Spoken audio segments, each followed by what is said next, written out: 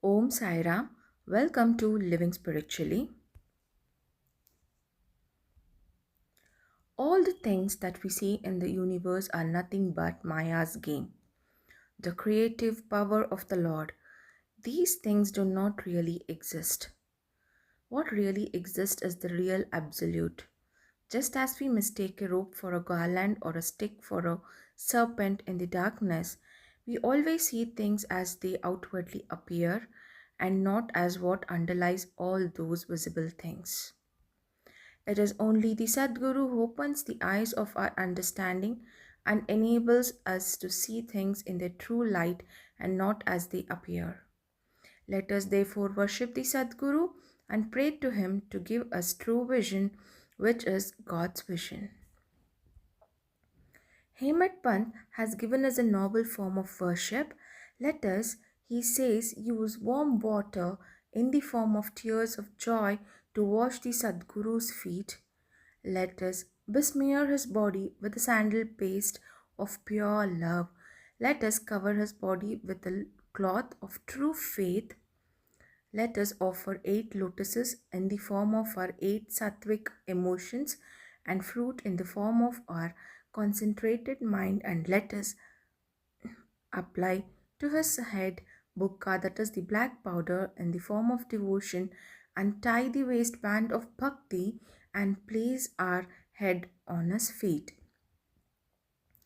After decorating the Sadguru with the jewelry in this way, let us offer our all to him and wave the fan of devotion to ward off the heat.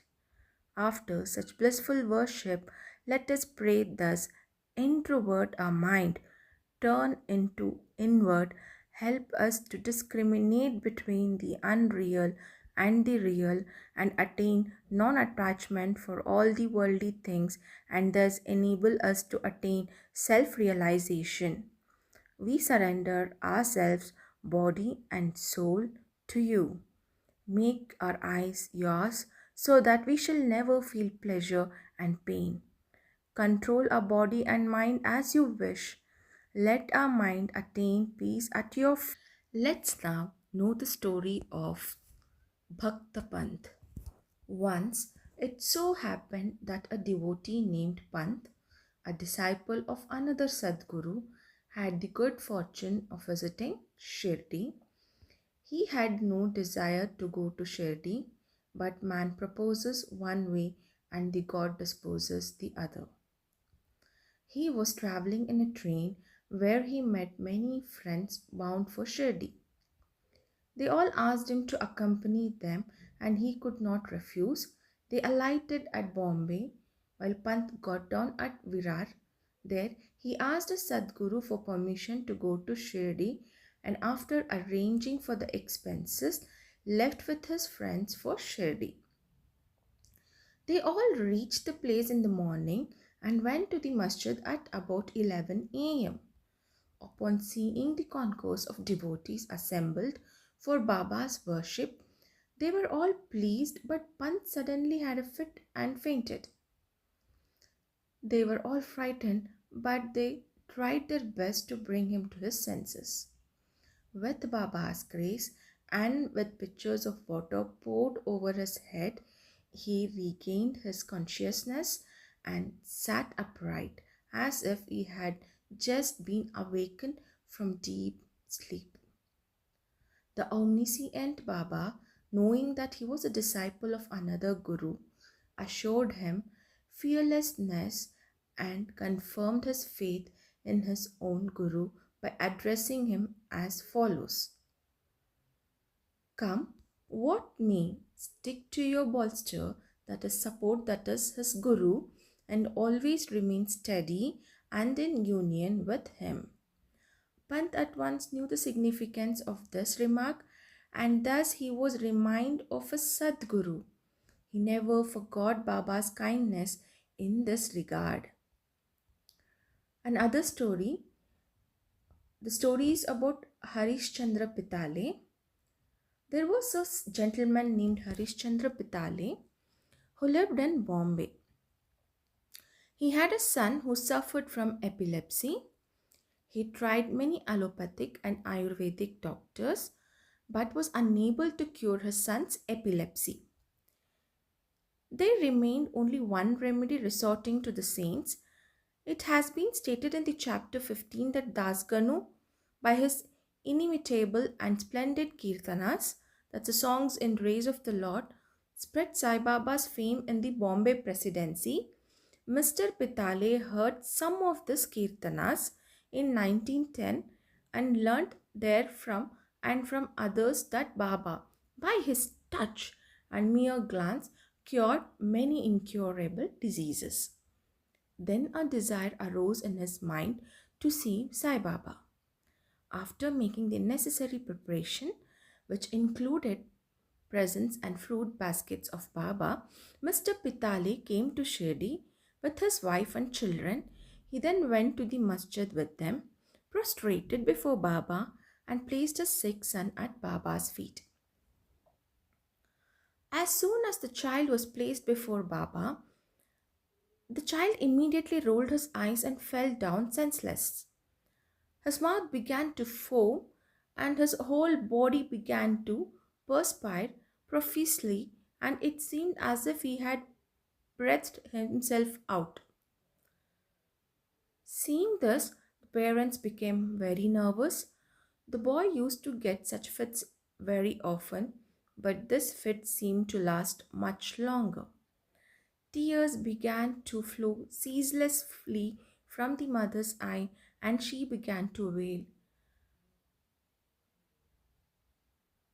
crying that her condition was like that of a person who, being afraid of robbers, ran into the house which collapsed on him, or like a cow who, fearing a tiger, ran into the hands of a butcher, or like a traveler who, being tormented by the heat of the sun, took refuge under a tree which fell on him. Then Baba comforted her, saying, "Do not wail like this. Wait a bit and have patience. Take the boy to your lodging. He will come to his senses within half an hour." They did as directed by Baba and found that his words came true. As soon as he was taken to the Vada, the boy recovered, and the whole Pitale family was very delighted, and all their doubts disappeared. Then Mr. Pitale came with his wife to see Baba and bowed himself before Baba. He very humbly and respectfully sat shampooing Baba's legs, mentally thanking Baba for his help. Baba then smilingly said, "Aren't all your thoughts, doubts, and apprehensions calm now? The Lord will protect those who have faith and patience." Mr. Pitale was rich and well-to-do gentleman. He distributed sweets on a large scale and gave Baba excellent fruits and pan. Mrs. Pitale was very simple, loving, and faithful lady. She used to sit near the post staring at Baba with tears of joy flowing from her eyes. Seeing that she had an amicable and loving nature, Baba was very pleased with her. Like gods, saints are always dependent on the devotees who surrender and worship them with their great heart and soul. After spending a few happy days in Baba's company, the Pitale's family came to the masjid to ask for Baba's leave. Baba gave them udi and blessings and called Mr. Pitale close and said to him, "Bapu, I had given you 2 rupees a while back, and now I give you 3. Keep this in your shrine for worship and you will be benefited." Mr. Pitale accepted this as prasad, bowed himself again before Baba and prayed for his blessings. He was puzzled by the fact that this was his first trip to Shirdi and could not understand that what Baba meant when he said that he had given him 2 rupees previously. He was curious to have this mystery solved, but Baba never explained it.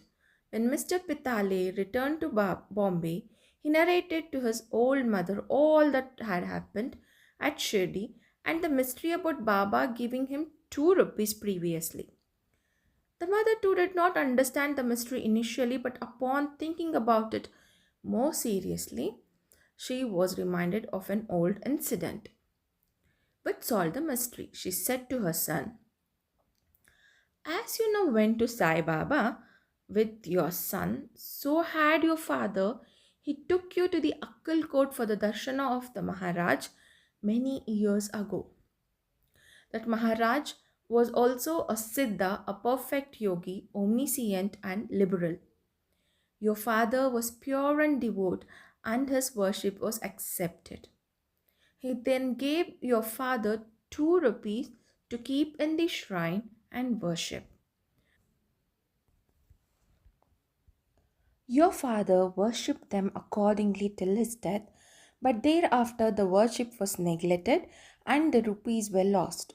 After a few years, the memory of these 2 rupees also disappeared, and now, as you are very fortunate, the Akkol Kotkar Maharaj has appeared to you in the form of Sai Baba, just to remind you of your duties and worship and to ward off all dangers.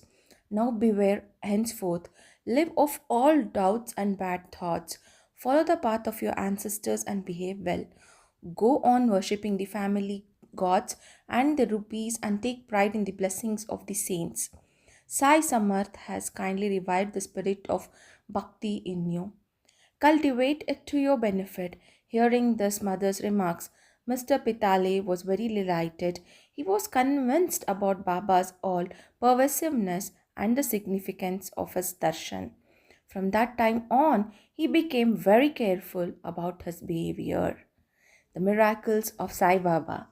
Om Sai Ram, Om Satchidananda Sadguru, Sainath Maharaj Ki Jai.